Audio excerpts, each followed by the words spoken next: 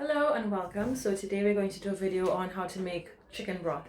So you'll find another video that I did on beef bone broth, maybe like 4 or 5 years ago now. It's a while back, I think.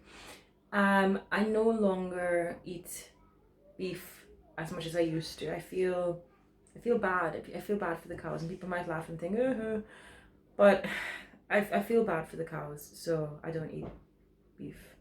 And I miss my steak. However, I will have chicken. My rationale behind having chicken and not having beef might not make sense to some people, but I feel better.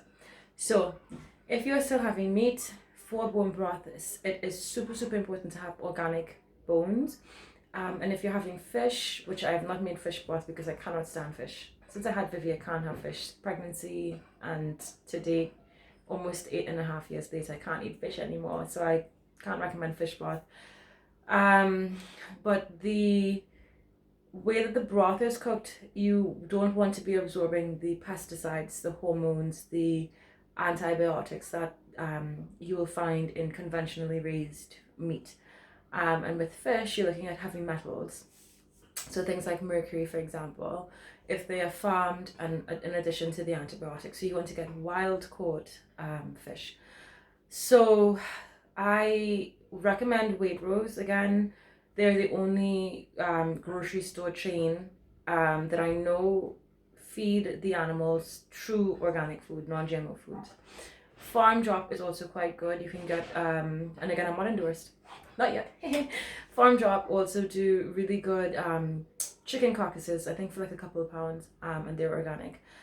So those are the ones that I've used and that I know and that I'm happy with, unless you can find like an organic farm and you can get your bones from there. Okay, so how to make the chicken broth, it's really nice. So I make a chicken broth and I try to do like a Wagamama style ramen, and I've hit it twice. Really good ramen. So you want to get an organic chicken and roast the chicken, and I like my chicken like almost dry. So I've proper roasted my chicken so the marrow is accessible. You don't have to roast it, but I have roasted mine. So we're looking at, what's the word? Sustainability, maybe. And we're going to show you how to do chicken broth. I just had a nap. I was so tired today, and I was like, look, you can't always like chase after time, chase after life. Like, you gotta slow down sometimes. So Vivi read for an hour next to me. Had the windows open, curtains open, breeze blowing in. I slept, feel great. Can you see, like, I have a sleepy face. So here is my roasted chicken carcass, and there's still some meat.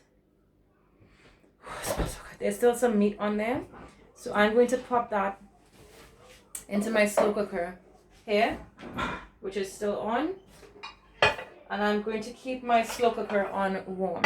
Okay, and I've used my slow cooker with filtered water, so you don't want to use tap water. Again, you want to keep the water as pure and as clean as possible. Okay, so I'm going to then take whatever herbs I have available, and so I have my thyme, my dried thyme.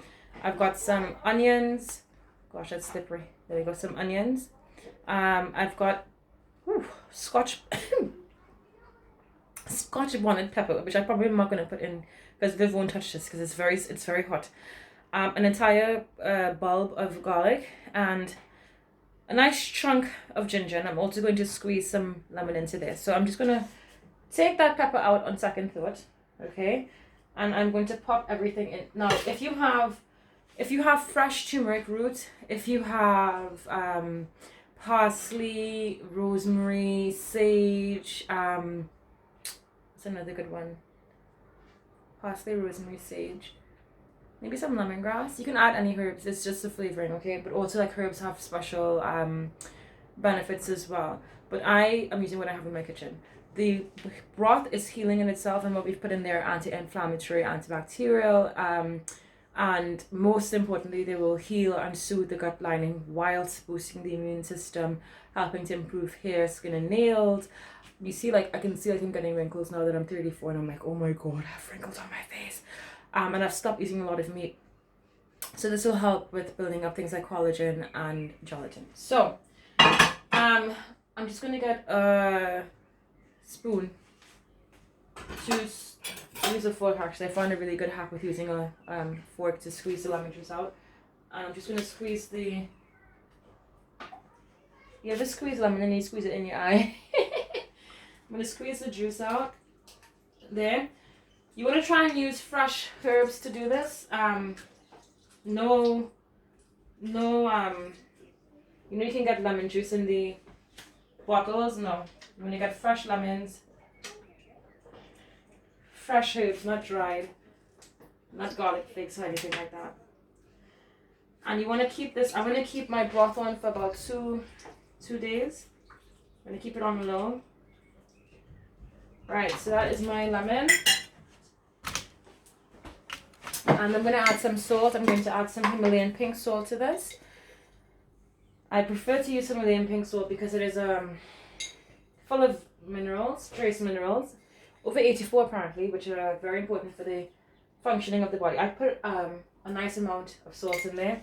You can also add organic ground black pepper. And I don't have any more turmeric root, so I'm going to use my turmeric powder. Now again, and it's organic. Again, you want to make sure that you're not really relying on powders because depending on how they process it, it may become rancid. Like they may leave it out for a long time and then it gets exposed to oxygen, etc., which decreases the nutrient profile. So you want to try and just use everything fresh if you can. I'm just going to give it a nice sprinkle. Now I'm what you call an intuitive cook. I don't measure anything. I don't have time to... I just don't like it. So I will now give this a stir. And I will leave this to stew for a couple of days. I'll come check on it. Now when you do this, you'll find that there may be a layer of like scum. If you're using bones that haven't been cooked, you scoop that off. You don't want to have that, okay? So you keep scooping it off. Like it's a thick, sometimes it might be grey or brown, like a thick kind of muddyish, glunky kind of thing. You scoop that off, and then when the water is clear again, you'll know that your broth is ready because you'll start to see the oil on the top. So I'm going to just show you guys what mine looks like now. It's that quick. It took me like 5 minutes to chop my vegetables. So that's what it looks like there. I spilled some turmeric. Hold on. Let me get my camera right. My camera skills. So it might not look very pretty now, but I'm going to post some videos of the magical things that I make from my chicken broth. I will have this. I'll have this with Vivi. We'll have like a cup a day each. And then I will, when I'm tired of it, I will then like cook with it. So I'll have, if I'm doing like potatoes, I'll peel the potatoes if they're not organic, and dice them and then cook with the broth as the water. Similarly, if I'm cooking with rice, I will soak my rice overnight in apple cider vinegar, rinse it, clean it, and then cook my rice in my broth.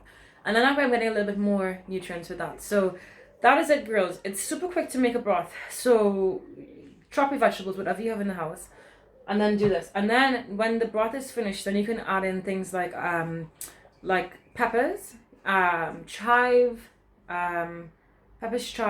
and any herbs that wilt quickly, because you don't, like, if you keep it there for 2 days, there's no point, like you've just blitzed them to death. So anything that wilts quickly and that just needs to be lightly steamed, then you can put that in at the end of the broth. So chicken broth in under 10 minutes. So possible to prepare, that is. And then after 2 days, a delicious healthy meal that heals the immune system, that promotes good gut health, weight loss, stress reduction, less joint pain, hairs improve, more vitamins. I mean, the benefits are just, there's so many. So I hope you've enjoyed that. I have. I'm going to go have a cup of tea now and relax. So I hope you guys have a good evening. Lots of love, and I'll see you soon.